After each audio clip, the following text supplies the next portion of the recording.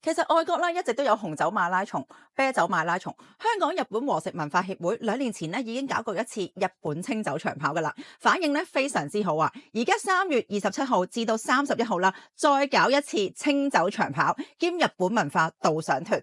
3月啦，仲係日本賞櫻嘅季節嚟噶，啱晒中意跑步同清酒迷啊！呢一個咧喺日本山口縣秋市，團費啦包括咗5日4夜嘅住宿，當中啦仲有3晚嘅溫泉酒店添。由跑步專家設計12公里山城路線，邊跑邊補給獨家清酒，每人啦都會有限定嘅獎牌，由當地政府支持。觀光唔想跑嘅你，可以同我一齊坐車觀光打氣噶，仲有專人車嚟，亦都有專人翻譯。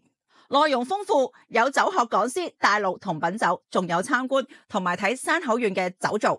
晚上同 GI 秋社代表交流晚餐啊！大學教授全程講解歷史故事，生動又過癮，食盡名物美食。